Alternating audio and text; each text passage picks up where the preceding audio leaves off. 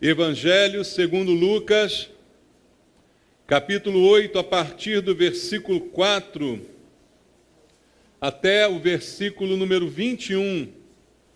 Evangelho segundo Lucas, capítulo 8, do verso 4 ao verso 21.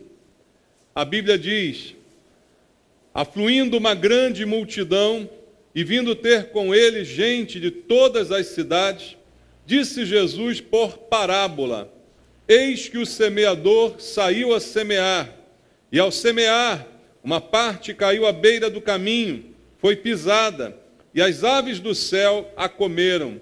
Outra caiu sobre a pedra, e tendo crescido, secou por falta de umidade. Outra caiu no meio dos espinhos, e estes, ao crescerem com ela, a sufocaram. Outra, afinal, caiu em boa terra, cresceu e produziu a 100 por 1. Dizendo isto, clamou: quem tem ouvidos para ouvir, ouça. E os seus discípulos o interrogaram, dizendo: que parábola é esta? Respondeu-lhe Jesus: a vós outros é dado conhecer os mistérios do reino de Deus. Aos demais fala-se por parábolas, para que vendo não vejam e ouvindo não entendam. Este é o sentido da parábola. A semente é a palavra de Deus. A que caiu à beira do caminho são os que a ouviram. Vem a seguir o diabo e arrebata-lhes do coração a palavra, para não suceder que, crendo, sejam salvos. A que caiu sobre a pedra são os que, ouvindo a palavra, a recebem com alegria. Estes não têm raiz, creem apenas por algum tempo, e na hora da provação se desviam. A que caiu entre espinhos são os que ouviram e no decorrer dos dias foram sufocados com os cuidados, riquezas e deleites da vida. Os seus frutos não chegam a amadurecer. A que caiu na boa terra são os que, tendo ouvido de bom e reto coração, retêm a palavra. Estes frutificam com perseverança. Ninguém, depois de acender uma candeia, a cobre com um vaso ou a põe debaixo de uma cama. Pelo contrário, coloca-a sobre um velador, a fim de que os que entram vejam a luz. Nada há oculto que não haja de manifestar-se, nem escondido que não venha a ser conhecido e revelado. Vede, pois, como ouvis, porque ao que tiver se lhe dará, e ao que não tiver, até aquilo que julga ter lhe será tirado. Vieram ter com ele sua mãe e seus irmãos, e não podiam aproximar-se por causa da concorrência de povo. E lhe comunicaram: tua mãe e teus irmãos estão lá fora e querem ver-te. Ele, porém, lhes respondeu: minha mãe e meus irmãos são aqueles que ouvem a palavra de Deus e a praticam. Amém.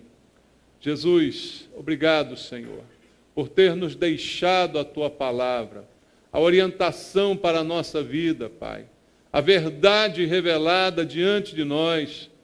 Pai querido, queremos ouvir esta verdade, queremos crer nela, queremos ser transformados por ela a cada dia. E mais do que apenas ouvir, queremos pôr em prática tudo aquilo que ouvimos da tua palavra, que é a verdade. Por isso eu te peço com os irmãos, fala ao nosso coração mais uma vez esta noite, Pai, de maneira que a tua palavra seja o nosso alimento, Pai, que ela venha transformar a nossa vida, que ela venha abrir os nossos olhos e que a nossa prática de vida seja toda ela baseada na tua palavra.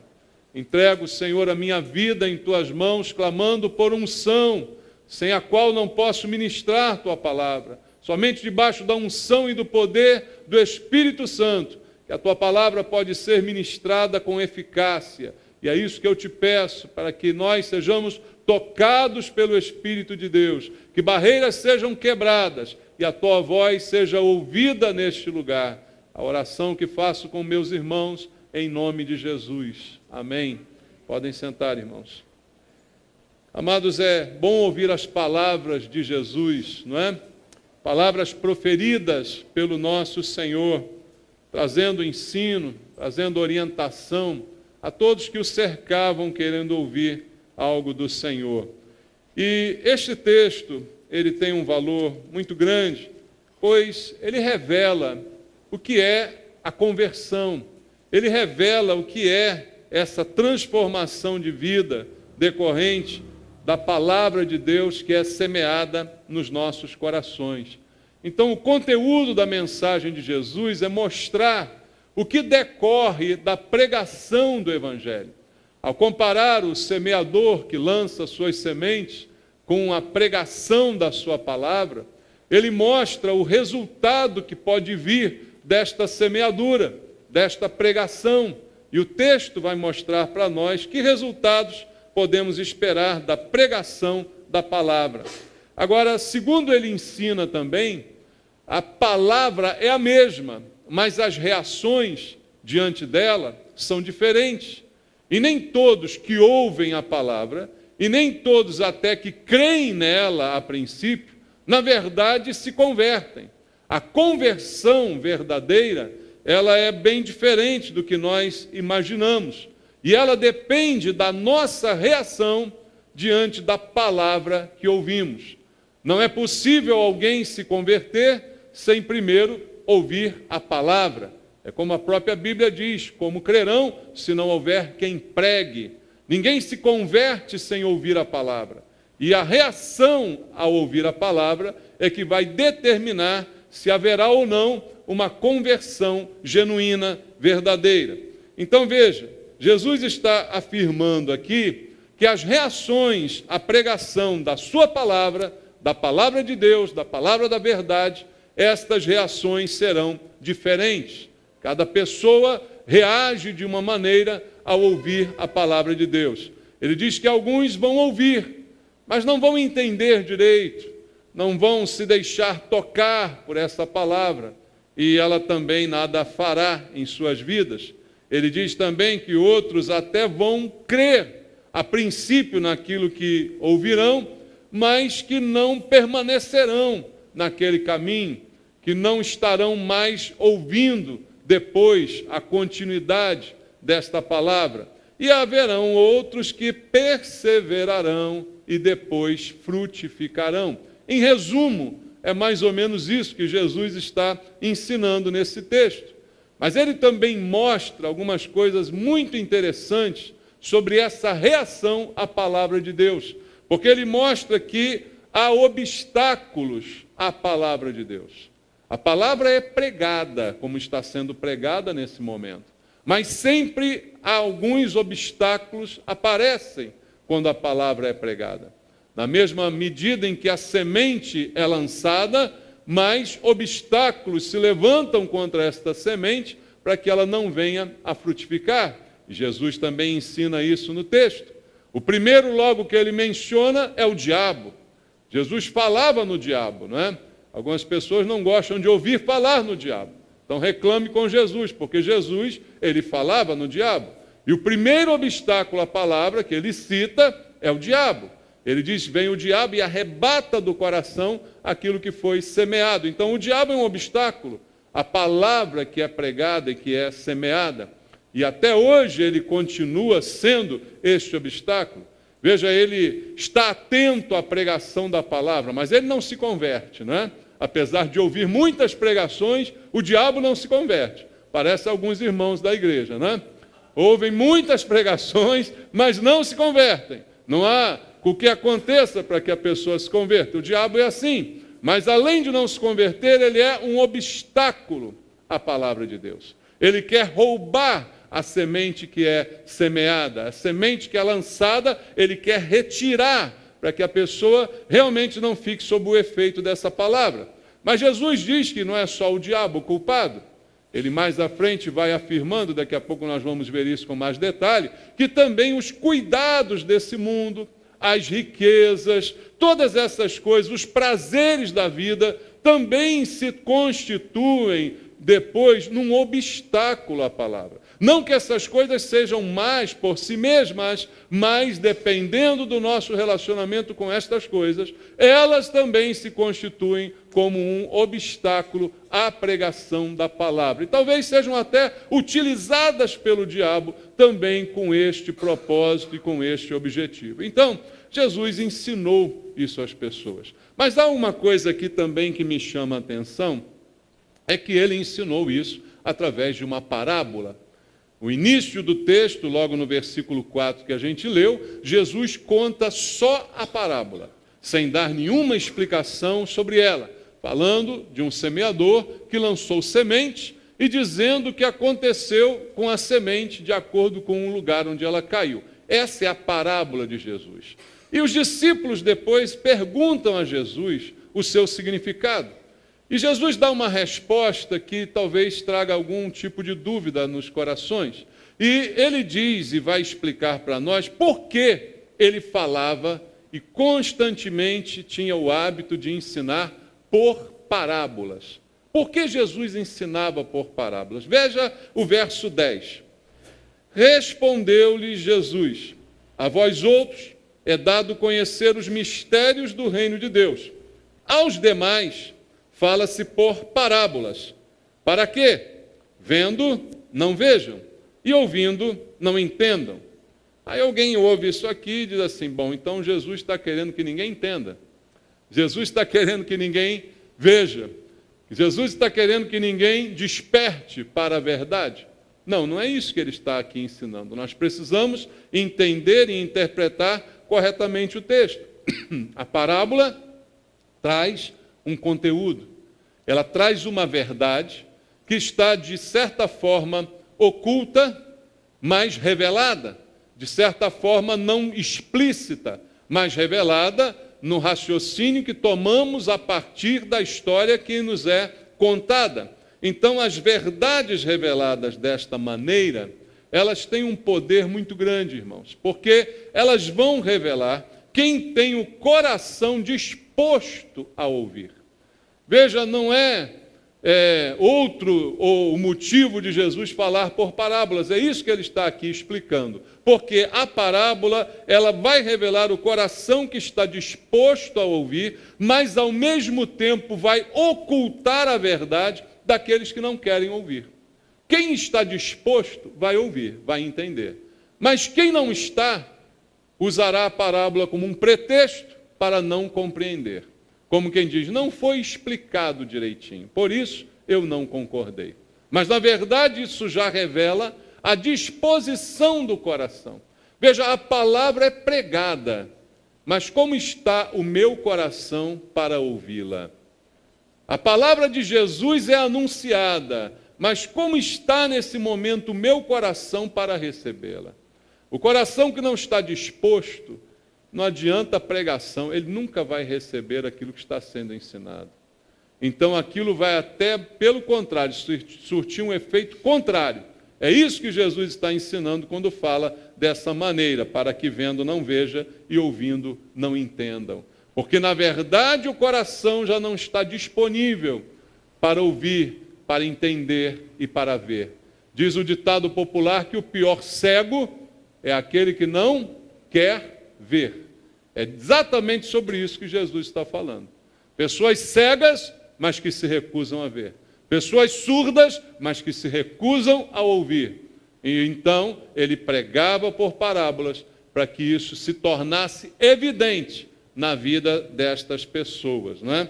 Isso então baseia o que vamos dizer a partir desse momento. Então, vamos olhar agora para o texto e entender as situações apresentadas por Jesus nessa parábola, lendo o versículo da parábola e depois lendo a explicação de Jesus. É como se estivéssemos numa escola bíblica dominical, ministrada por Jesus. Porque foi essa experiência, queridos, que os discípulos tiveram. Os discípulos estavam junto com todos quando ele contou a história.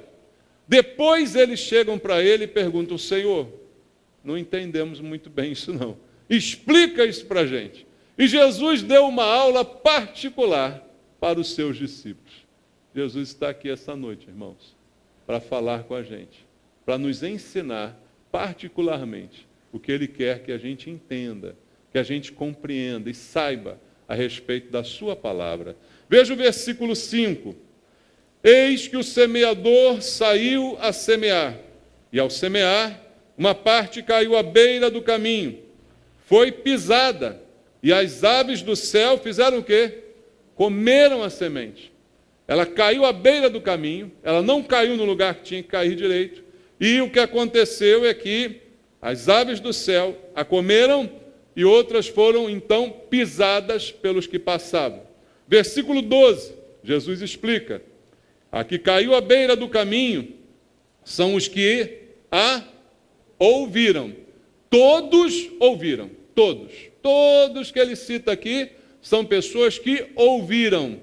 Então ele explicou já no verso anterior que a semente é a palavra de Deus. Versículo 11. Mas aqui caiu à beira do caminho, são os que a ouviram e vem a seguir. Quem vem? O diabo. E arrebata-lhes do coração a palavra. As aves do céu que roubam a semente são comparadas ao que o diabo faz, roubando a semente que foi semeada. Então o diabo vem e arrebata-lhes do coração a palavra, para não suceder que, crendo, sejam salvos. Então, esse primeiro grupo de pessoas que ouviu, que recebeu a influência dessa semente, ele se converteu? Não se converteu. A mesma palavra foi pregada a eles, mas o diabo roubou aquela semente. E ela então não produziu nada na vida deles. Ela foi arrebatada da vida deles. E para quê? Qual o objetivo? Que eles não crescem, diz aqui o versículo 12. Para que eles para que eles crendo, não suceder que eles crendo sejam salvos.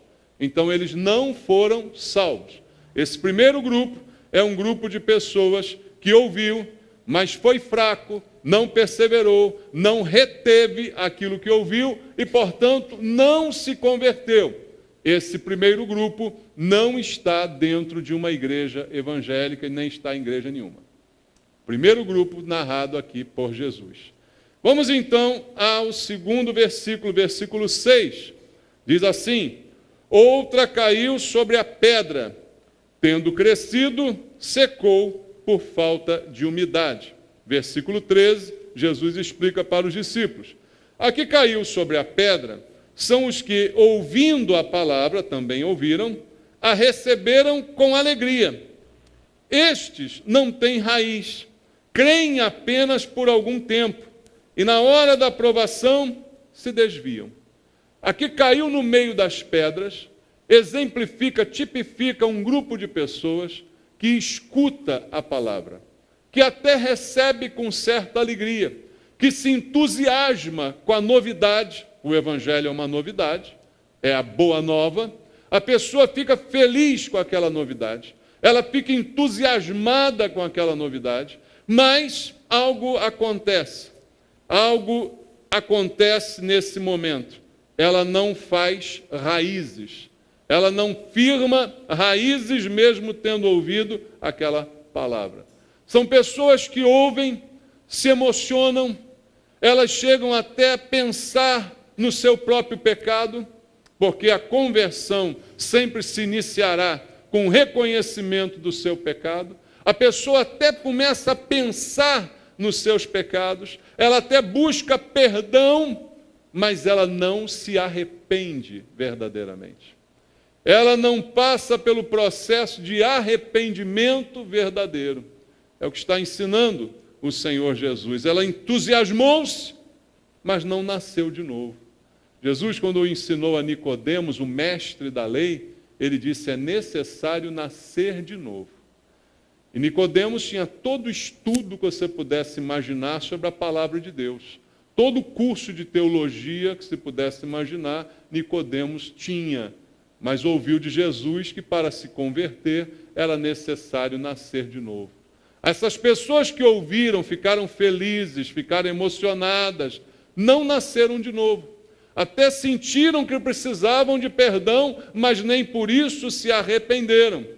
E o que acontece com elas? Como isso foi apenas superficial, Jesus ensina no versículo 13 que na hora da prova elas creem, veja, elas creem.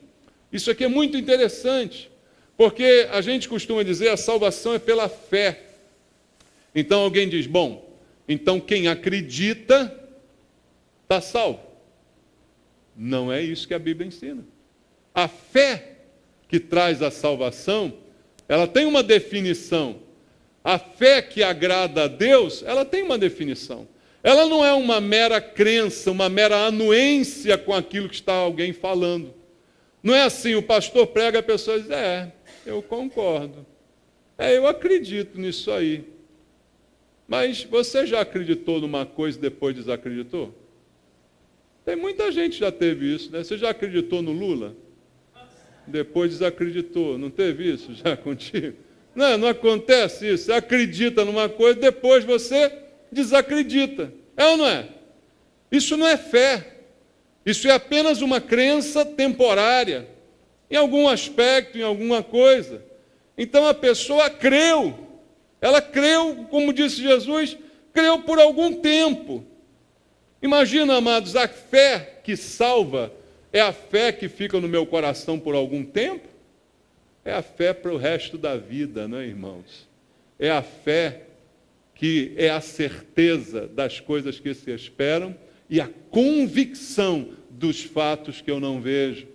Essa é a fé definida pela Bíblia. Não é uma anuência temporária. E diz o texto, palavras de Jesus, que essas pessoas acreditaram por algum tempo até a hora da provação. Ou seja, acreditaram enquanto estavam emocionadas, acreditaram enquanto as coisas estavam bonitas, enquanto estavam vendo passarinhos cantar, enquanto estavam imaginando um paraíso na terra. Elas acreditaram. Mas quando viram a realidade da vida, quando viram os problemas, não entenderam os problemas, então elas simplesmente se afastaram. Aonde estavam estes? Na igreja. Ao contrário do primeiro grupo, que nunca foi para uma igreja, esses vieram para a igreja. Esses já passaram muitos por aqui. Quantos já passaram por aqui? Que engrossaram esse grupo de segundas sementes citadas por Jesus. Creram por algum tempo. Alguns, irmãos, veja só, eu não me envergonho de dizer isso, porque algumas pessoas podem dizer que a culpa é minha, né? A pessoa saiu daqui, foi para outro lugar, foi para Macumba, será para onde ela foi? A culpa é do pastor que não pregou direito. Será que é isso? Pode pensar o que você quiser, mas eu não assumo essa culpa, não. Eu tenho a consciência tranquila de que preguei o que deveria ser pregado. Mas não sou eu o culpado. A culpa não é do semeador e muito menos da semente. A pessoa creu por algum tempo, mas quando vieram as tribulações, ela simplesmente desviou-se, entre aspas, né? Desviou-se do caminho, saiu do rumo, mas jamais experimentou a conversão. Por isso que eu digo aqui que não acredita em desviado. Ela não se converteu, ela creu por algum tempo. Ela creu influenciada por uma emoção, por um estado de nirvana, não é? Nirvana evangélico. Ela creu porque o culto estava bonito, porque o louvor caprichou naquele dia, ela ficou arrepiada quando o pastor falou, ela veio aqui na frente. Você já viu gente que veio aqui na frente? Eu vi um monte de gente que veio aqui na frente. E depois não sei para onde foram.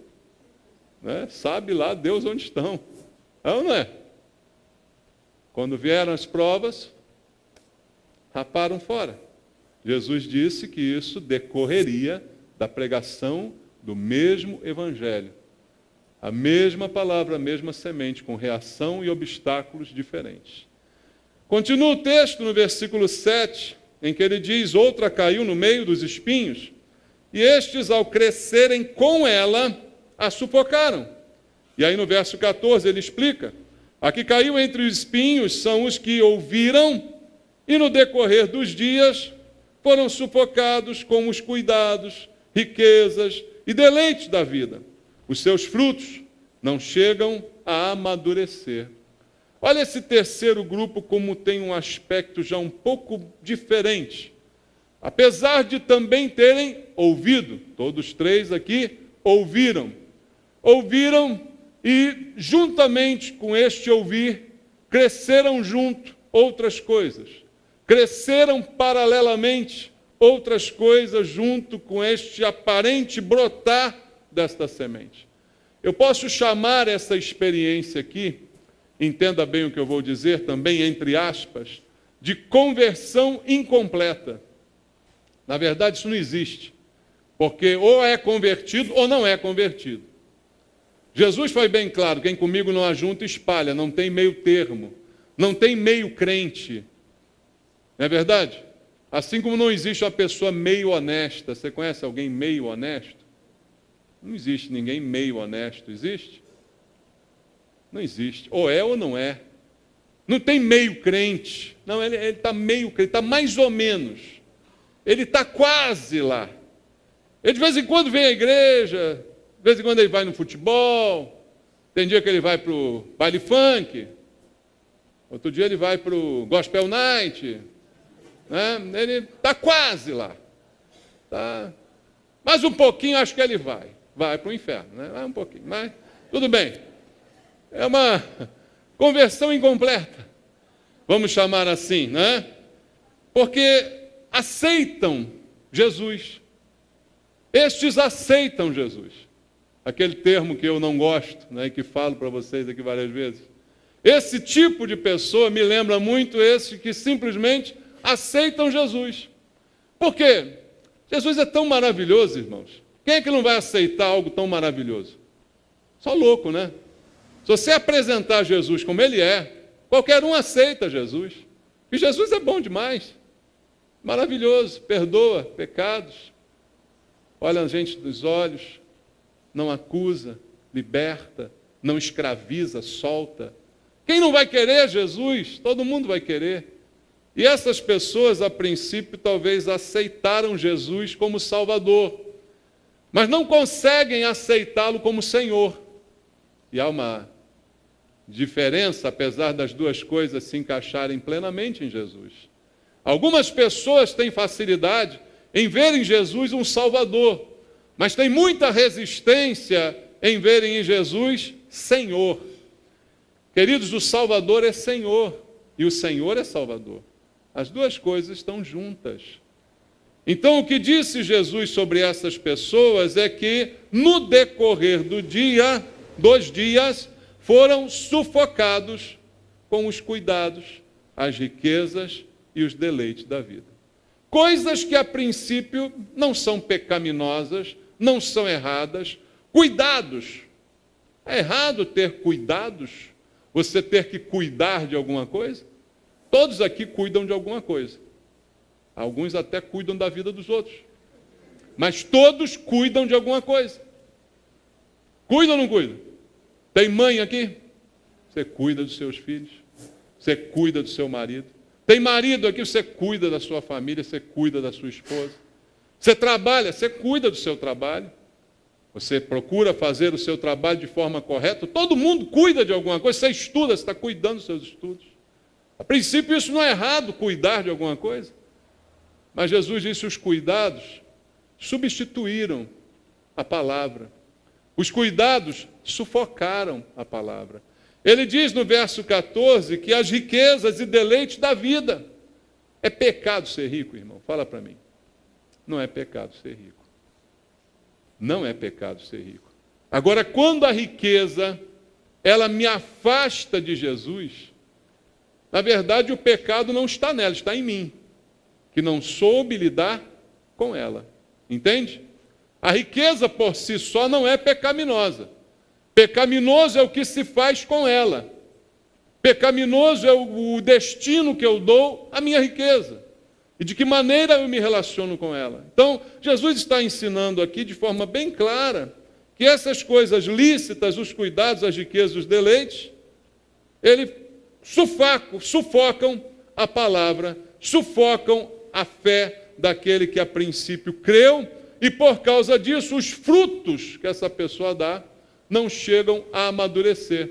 Por isso que eu usei esse termo aqui de conversão incompleta. Por quê? Ela até dá um frutinho, mas não amadurece, não fica maduro. E veja, como é perigosa esta terceira situação. Porque também estes, eu digo, não são salvos. Mas estes estão na igreja até hoje. O primeiro grupo nunca entrou na igreja. O segundo ficou na igreja um tempo e saiu. Mas esse terceiro ainda está aqui. Esse é o problema maior aqui, irmãos. Esse terceiro grupo ainda está na igreja e talvez fique até Jesus voltar. Mas é como diz o outro, ele vem e você fica. Esse é o problema. Esse terceiro grupo está na igreja. São inconstantes, são frágeis, não amadurecem jamais, produzem uma coisinha, mas o fruto não brota. E o que Jesus disse? Todo ramo que estando em mim não der fruto, corta. Corta para que dê fruto. Se não der fruto, já era. Não tem jeito. Eu dou um frutinho, mas não fica maduro. Para que serve um fruto que não fica maduro? Serve para alguma coisa? Não serve para nada. Então a pessoa está aí. Ela ainda está na igreja. Jesus não diz que ela foi embora, mas ele diz que essas coisas todas, os cuidados, as riquezas, os deleites, sufocaram. E a consequência desta sufocação, se a gente pode dizer assim, é que o fruto que foi produzido nunca chega a amadurecer, nunca chega a ser útil, nunca chega a ser proveitoso para alguém. E esse grupo, esse ainda está na igreja. É como diz a Bíblia, o joio e o trigo habitam juntos. Se o joio e o trigo habitam juntos, por que o joio está na igreja? Já pensou nisso? O joio está só para atrapalhar, pastor. Quem botou o joio na igreja? A Bíblia fala, foi o diabo, pastor. É verdade. Mas você esquece que o joio só veio para a igreja porque ele ouviu a palavra. O joio ouviu a palavra. O primeiro grupo, o diabo já roubou logo e já rapou fora. O segundo grupo, o diabo jogou tribulação e rapou fora também. Mas o joio, o diabo conserva na igreja. É interesse dele conservar na igreja. E aí ele faz isso como? Cercando a pessoa de cuidado, de riqueza, de um monte de coisa, para que ela nunca produza um fruto coerente. Para que ela nunca seja útil. E ela vai ficar na pior das situações. Vai ficar na igreja até o fim, mas não vai ver o céu. É esse o terceiro grupo de sementes mencionado por Jesus. Mas por fim, amados, o versículo 8 diz, outra, afinal, caiu em boa terra, cresceu e produziu a 100 por 1. Dizendo isto, clamou. Quem tem ouvidos para ouvir, ouça. Aí no verso 15 ele explica. Aqui caiu na boa terra são os que, tendo ouvido, de bom e reto coração, olha o coração aí, retém a palavra. E por isso, eles frutificam com perseverança. Veja, não frutificam por algum tempo, frutificam sempre. Mesmo que tudo dê errado, eles frutificam. Mesmo que ninguém dê fruto, eles frutificam, porque frutificam com perseverança. Por quê? A semente caiu num bom e reto coração. Coração disposto a receber, a obedecer, a ouvir. A palavra caiu e ali a produção foi iniciada e nunca mais parou. Dá fruto constantemente e com perseverança, segundo diz aqui o texto. Então essa, a quarta semente, é a única que mostra e exemplifica uma conversão genuína, uma conversão verdadeira, um bom e reto coração que guarda a palavra e que frutifica. Esse quarto grupo ainda tem na igreja. Está raro, mas ainda tem. Esse quarto grupo ainda existe nas igrejas. Disse o Senhor, muitos são chamados, poucos os escolhidos. Esse grupo ainda existe nas igrejas evangélicas. Porque a fé que acompanhou o recebimento da palavra ela persevera. Independente de dia ruim, independente de riqueza, independente dos cuidados da vida, a pessoa cuida da vida, cuida também das coisas de Deus. A pessoa, ela passa por problema, mas ela fica firme com o Senhor. E ela sempre produz um fruto que amadurece, que depois dá para ser aproveitado, que é útil para alguma coisa. Esse é o retrato da conversão genuína e verdadeira, porque a fé dessa pessoa, ela é visível, embora a fé seja algo abstrato. Ela é visível na forma de fruto, como disse o Senhor Jesus aqui. Produziu a 100 por 1. E quando ele explica, ele diz, estes frutificam com perseverança. O fruto revela a árvore. Pelos frutos se conhece a árvore, irmãos. Então Jesus explica claramente o que é a verdadeira conversão, o que decorre da pregação da palavra e quais os obstáculos. E ele continua depois da parábola um texto que não é outro assunto, é o mesmo assunto. Ele não mudou de assunto.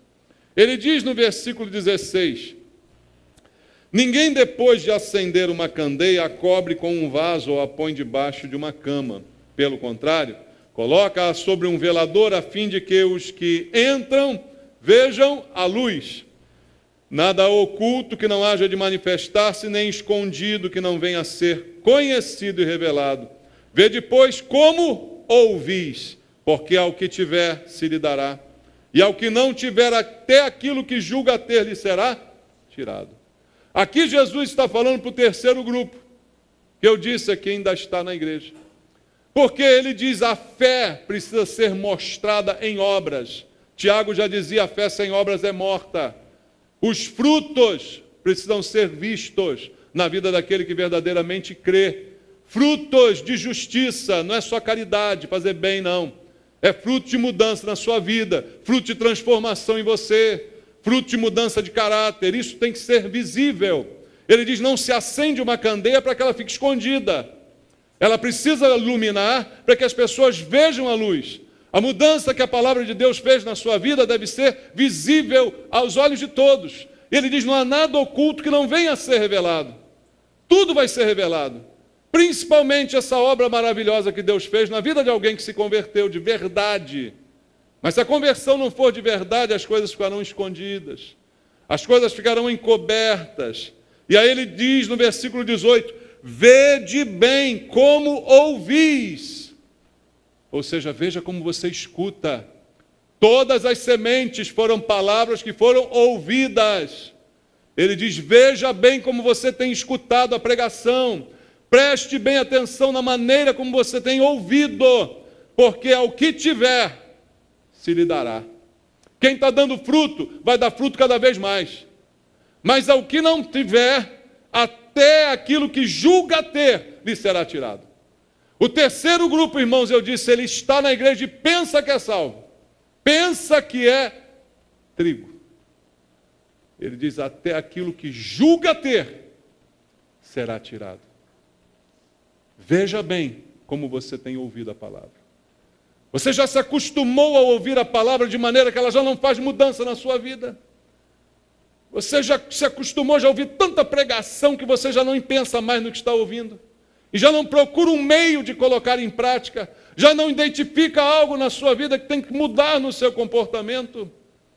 Então, veja bem como você escuta. Porque aquele que tem vai ter mais ainda. Mas aquele que não tem, até o que julga ter, lhe será tirado. E a gente se remete à parábola também que ele contou dos talentos. Aquele que tem vai receber mais. Tira daquele que só deu 1 e dá para o que já tem 10. É o que o Senhor disse, é a mesma coisa, o mesmo raciocínio, é a mesma palavra. É a palavra de Deus. Ele está então alertando esse terceiro grupo que está na igreja, mas não se converte nunca. Ele disse, veja bem como você ouve. Porque até aquilo que você acha que tem vai ser tirado de você. É o que ele está alertando. E aí, amados, ele termina também nos dando uma outra e última lição no versículo 21. Quando ele foi procurado por sua mãe, seus irmãos, que não conseguiram chegar nele porque havia uma multidão em volta dele enquanto ele falava. Disseram: está aí tua mãe e teus irmãos. E ele diz no versículo 21, ele, porém, lhes respondeu: minha mãe e meus irmãos são aqueles que ouvem a palavra de Deus e a praticam. Isso também é continuação da parábola das sementes, irmãos. A quarta semente é daqueles que ouviram porque caiu num bom e reto coração e frutificaram a 100 por 1. Frutificar é praticar a palavra que foi ouvida. Dar frutos é fazer algo com a semente. Veja, a semente foi plantada em você. Semente é para brotar. Amém, irmãos? Semente é para nascer e para gerar uma boa árvore que dê bons frutos. E aí quando fala, tua mãe e teus irmãos estão aí, ele fala: não, vou te dar uma noção diferente. Minha mãe e meus irmãos são todos aqueles que ouvem a palavra de Deus e praticam. Minha mãe e meus irmãos são desse quarto grupo de sementes. Esses são minha mãe, esses são meus irmãos, esses são minha família. Irmãos, nem todo mundo que está na igreja é da família de Jesus. Nem todo mundo que está na casa de Deus é da família do Senhor. Então vamos pensar muito bem sobre isso. Vamos ver como temos ouvido a palavra de Deus. Veja bem como você tem ouvido a palavra. Veja bem. Se tem alguma coisa que está sufocando ela no teu coração, algum cuidado, alguma riqueza, algum deleite. Veja bem se não é uma distração. Veja bem se não é algo lícito, mas que desvia o teu coração. Veja bem se não é um hobby, um prazer, um deleite na vida, mas que te afasta, impedindo que você dê fruto. Veja, não impede que você venha à igreja de vez em quando. De vez em quando você vem, mas você não dá fruto. Você não trabalha, não multiplica os teus talentos. Não faz aquilo que Deus já investiu em você. Você tem um dom, você tem um talento. Isso tem que ser colocado, tem que ser operado, tem que frutificar. Então você está sendo sufocado. Veja bem como você ouve a palavra, diz o Senhor, para que você possa ainda mudar e para que ainda venha a dar frutos e para que venha a engrossar o quarto grupo de sementes, que são a mãe e o irmão de Jesus, são a família de Jesus. Esse é o desejo do meu coração e eu creio é o desejo do coração de Deus para nós, irmãos. Deus semeia a palavra porque Ele quer que todas elas caiam nesse quarto grupo. Mas infelizmente não é essa a reação e não é essa a consequência. Há 3 outros grupos. 3 outros grupos. 3 quartos. Muitos chamados, poucos escolhidos. Pensa nisso. Amém? Em nome de Jesus. Vamos louvar ao Senhor. Eu não tenho que andar ansioso se vou ter o que comer ou vestir. Se o Senhor veste os lírios do campo, o que mais não fará por mim? Eu não tenho que andar preocupado com os cuidados e os males do amanhã, pois até aqui o Senhor me sustentou.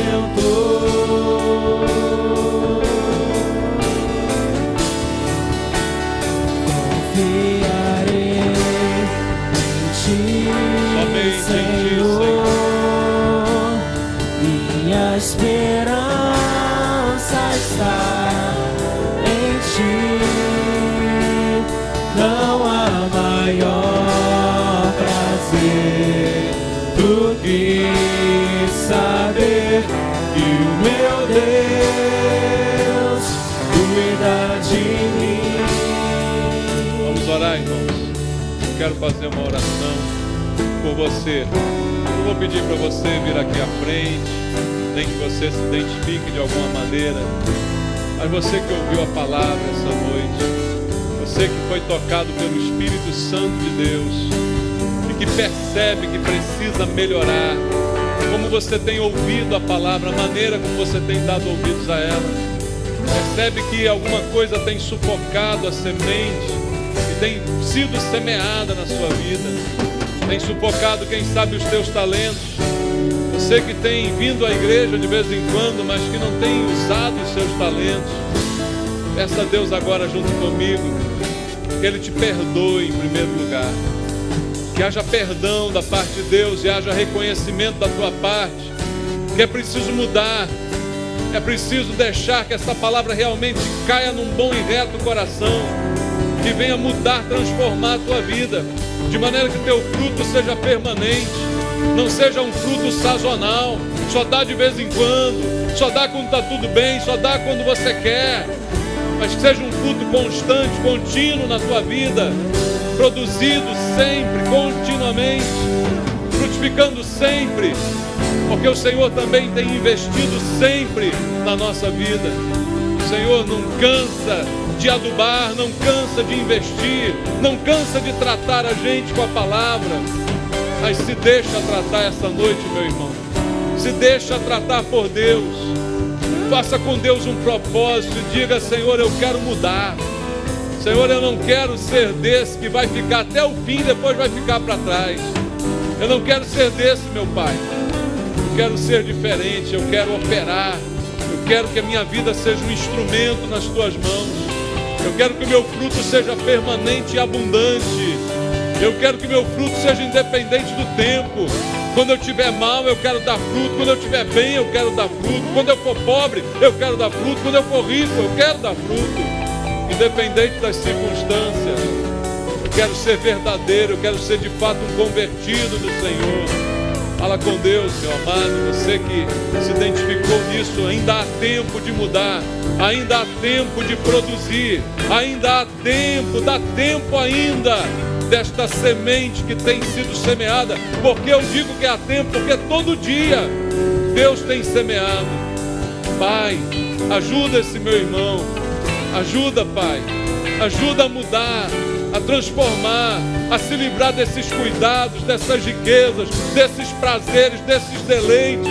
Ajuda esse meu irmão a dar prioridade à tua obra, à tua casa. Ajuda esse meu irmão, Pai, em nome de Jesus, a te colocar em primeiro lugar.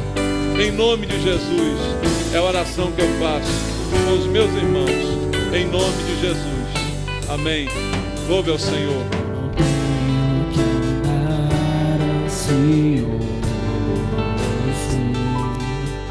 Se vou ter o que comer ou vestir, se o Senhor veste os lírios do campo, o que mais não fará por mim? Eu não tenho que andar preocupado com os cuidados e males do amanhã, pois até aqui o Senhor me sustentou. Confiarei, confiarei em Ti, Senhor. Minha esperança está em Ti. Não há maior prazer do que saber que o meu Deus cuida de mim. Meu futuro está seguro em Tuas mãos. Não importa as circunstâncias, permanecerei firmado nas promessas que o Senhor me fez. Confiarei em Ti, Senhor. Diga para Deus. Minha esperança está em Ti. Não há maior prazer do que saber que o meu Deus cuida de mim. Confiarei, Senhor, em Ti. de todo o coração, Pai. Completamente, Senhor. Para sempre, Senhor. Até o fim. Confiarei em Ti.